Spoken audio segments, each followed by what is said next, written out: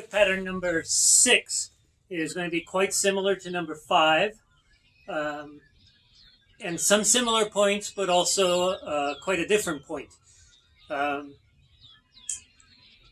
Mainly that the same footwork can be really different if used with a different intention. So this is going to be a little bit tricky for people that are practiced. For people that are not practiced in this, it may be less tricky because you're not used to one thing. We'll see. I do want to go over the strikes because there's some new strikes in it, even though it is mainly about footwork. The handwork requires some going over. So the first one I wanted to talk about is from here, from this position, we're going to be able to move to the end of the Joe and thrust it backwards such that it slides through what was the backhand past the middle. From there, without moving the hands, we just come up and strike in a downward direction at the temple. From there, you let it keep going, so by letting go of the backhand and letting the Joe continue its arc so that it turns over, and we grab on the other side of the hand that's still holding. Slide to the back of the Joe with that hand. That's a little bit tricky if you haven't seen it before. You slide to the end, thrust backwards, and dropping down on the temple from above. Let it continue, grab, slide to the end, and raise to here. The next one I wanted to go over, from here, if I step back, I'm now in this position, which should be familiar. Right? We've done this way before.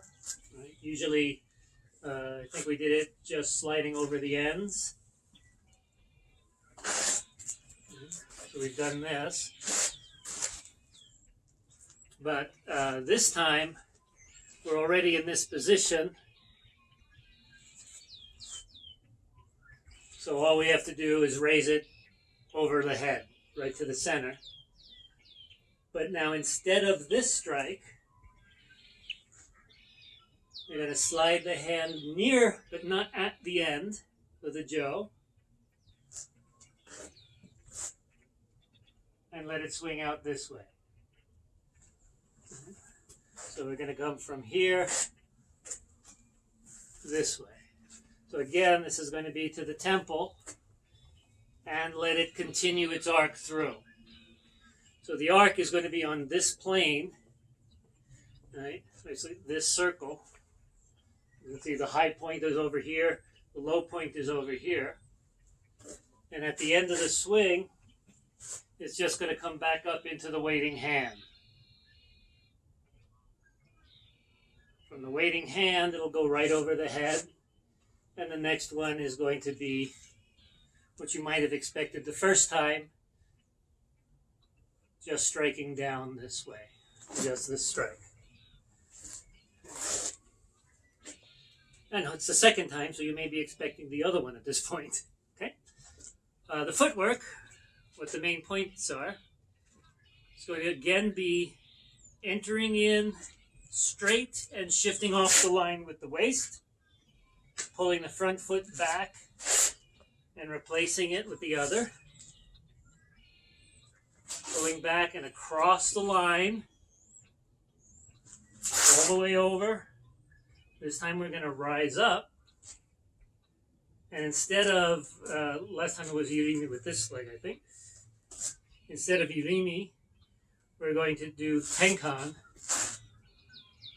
So that's the first difference in the footwork, and then another Tenkan for good measure.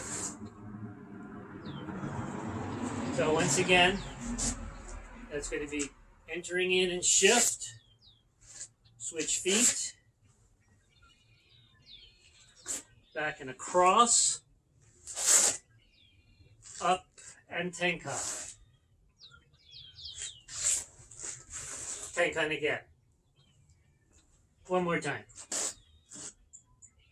Enter and shift, switch feet, across, up and tenkan. Tenkan again. On the other side, that's enter and shift, switch feet, back and across, tenkan, tenkan. That's the whole footwork. All together with the Joe, from this stance, we're going to shift forward off the line and ski. Move the hand to the end and drive backward. Step back in and drop onto the temple from above. Turn the Joe over, across the line and up. Finish your tenkan with a long strike